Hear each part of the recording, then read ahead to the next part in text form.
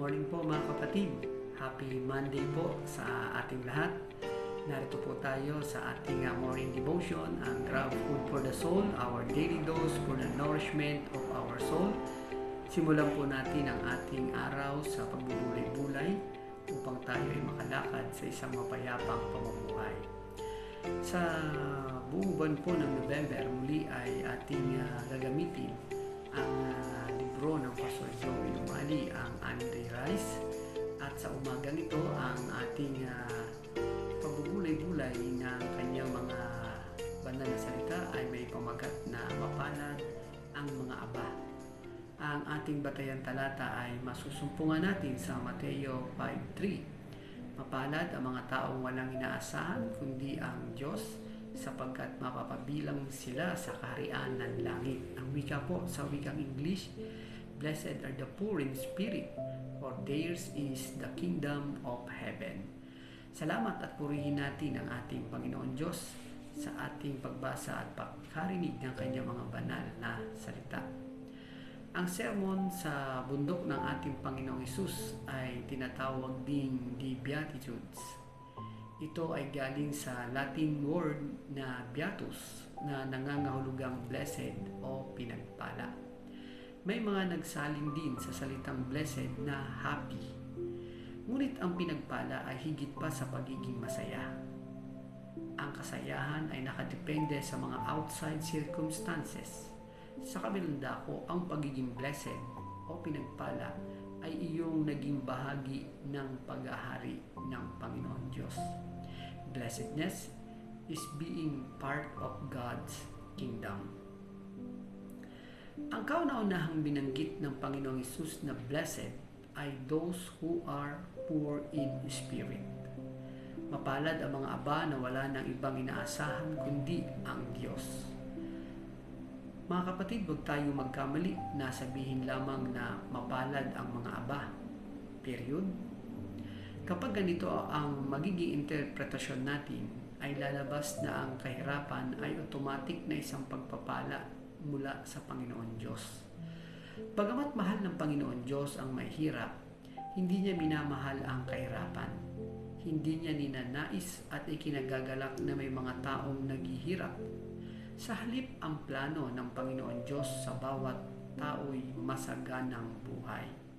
Wika nga po sa Jeremias 29:11, sapagkat batid kong lubos ang mga plano ko para sa inyo, mga planong hindi ninyo ikasasama, kundi para sa inyong ikabubuti.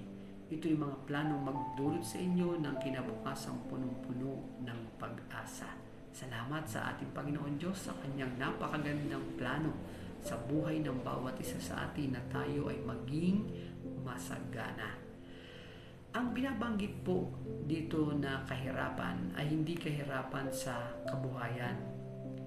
Sa halip, ito ay kahirapan sa espiritu. Ang binabanggit ditong poor ay hindi yung poor sa pera, kundi poor in spirit.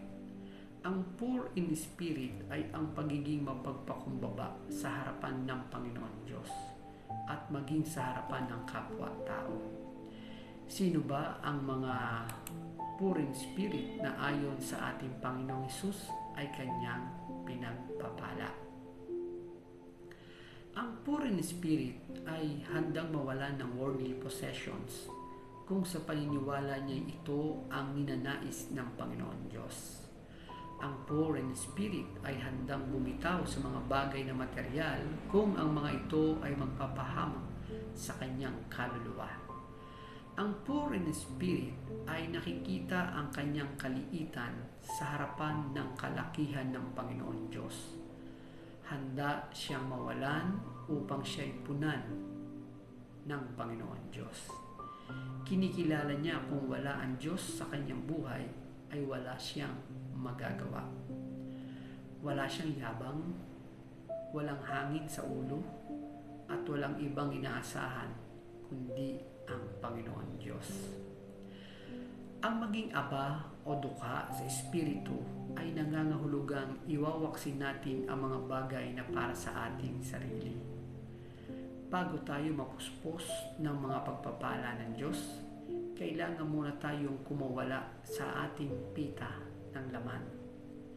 Likas po sa tao ang pagkamakasarili at pagkapalalo.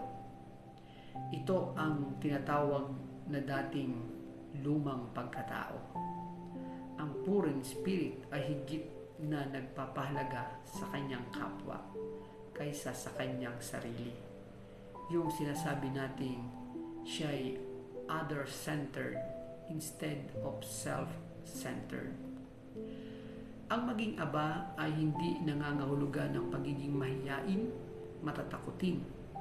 Ito ay hindi isang likas o katangian. Ito ay isang katangiang espiritual. Totoo na ang lahat ng mga binanggit sa Matthew 5:3 hanggang 10 ay kumakatawan sa mga espiritual na katangian. Ang maging dukha sa espiritu ay nangangahulugan ng pagiging mababang loob. Maraming tao po ang nagsasabing ako'y mahina, walang kakayahang gawin, subalit hindi nila ito pinaniniwalaan sa kanilang puso. Kumbaga, sinasabi lamang nila ito bilang dahilan sa hindi nila paggawa ng anuman para sa Panginoon Diyos. Ibig sabihin, ito'y pagkukunwari lamang ang kanilang mga pagpapakumbaba. Ang sino mang hindi dukha sa Espiritu ay hindi nakakakilala sa Diyos. Ang Diyos ay napakadakila, napakamakapangyarihan, napakabanal at napakabuti. Sa sandaling makilala natin, ituturing natin ang ating sarili na dukha at aba kung ihahambing natin sa ating Panginoon Diyos. Mga kapatid, bakit mapalad ang taong poor in spirit? Sapagkat tatanggap siya ng pagpapala mula sa Diyos sa kasalukuyan at maging sa haharaping panahon. Tingnan po natin, una, mapalad ang taong poor in spirit. Mayroon siyang pagpapala sa kasalukuyang panahon. Ang isang poor in spirit ay madaling lumigaya sapagkat mababaw lamang ang kanyang kaligayahan. Madali siyang masiyahan sapagkat siya'y mapagpasalamat. Kinukwenta niya ang mga pagpapala na sa kanyang mga kamay sa halip na lagi maghanap ng mga wala sa kanya. Dahil dito, ang isang poor in spirit ay maraming kaibigan, maraming naghahangad na siya ay magtagumpay.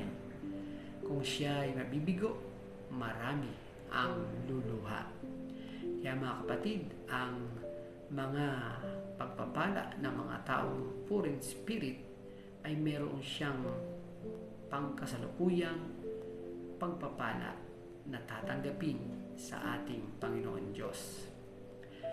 Ang mga pinagpala ng ating Panginoon Diyos sa kalagayang poor in spirit ay meron siyang pagpapala sa haharaping panahon. So hindi lamang sa pangkasalukuyan, maging sa haharaping panahon, siya ay tatanggap ng pagpapala. Matthew 5:3, mapalad ang mga mapagpakumbabang loob sapagkat kanila ang kaharian ng langit. Ang paghihirap sa kasalukuyan ay hindi panghabang panahon. Tandaan po natin yon. Ang paghihirap nating mga nararanasan ngayon, ito po ay hindi panghabang panahon. Maaring habang tayo'y nasa lupa ay may pagtitiis at sakit. Ngunit ang pagdating ng takdang panahon, tatanggap tayo ng korona ng pagtatagumpay sa piling ng ating Panginoon. Meron po bang pagpapala pang hihigit pa dito? Hindi ba ito ang hinahangad ng bawat isa sa atin o ng bawat tao? Ang siya'y makasama sa kaharian ng ating Panginoon Diyos. This is the ultimate of all blessings. Yung makasama tayo ng Panginoon Diyos sa kanyang kaharian.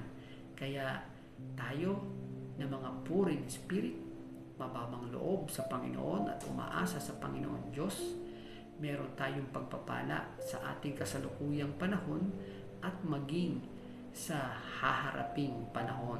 Ang sabi nga po, sapagkat sa kanila ang kaharian ng langit. Kaya ito po ay ultimate of all blessings. Ang Beatitudes ay talaan ng mga tinatawag na Christian graces. At sa listahang ito ay nangunguna ang poor in spirit. Ang poor in spirit ay ang kababaang loob, ang siyang salalayan ng mabuting relasyon natin sa Panginoon Diyos at sa ating kapwa. Ang isang taong poor in spirit ay kinagigiliwan ng Diyos at ng kanyang kapwa. Ang wika nga po sa unang Pedro 5:5b, sinasalungat ng Diyos ang mapagmataas, ngunit pinagpapala niya ang mababang loob. Kaya patuloy tayong manalangin sa Panginoon na tayo ay maging poor in spirit at tayo ay laging aasa sa Panginoon Diyos at hindi sa ating mga sariling kakayahan. Tayo po ay manalangin. Panginoon, salamat po sa umagang ito, sa aming pagsisimula ng buong sanlinggong ito ng araw ng Lunes. I-bless niyo po, Panginoon, ang aking mga kapatid na papasok sa trabaho at ang aming mga estudyante. Ingatan niyo po, Panginoon, sa buong maghapon na mga gagawin ng bawat isa sa amin at ang kaligtasan, kalakasan ay aming masumpungan sa iyo, o aming Panginoon Diyos. Dalangin din namin, Panginoon Diyos, ang aming mga kapatid na nakikinig na may mga karamdaman lupang pangatawan. Nawa, Panginoon, ay maranasan po nila ang kagalingan na nagbubuhat sa iyong awa. Pagpapalain niyo po, Panginoon, ang kanilang mga check-up, ang mga gamot na kanilang mga iinumin, at anong pa mga paraan na kanilang gagawin upang sila'y gumaling at lumakas.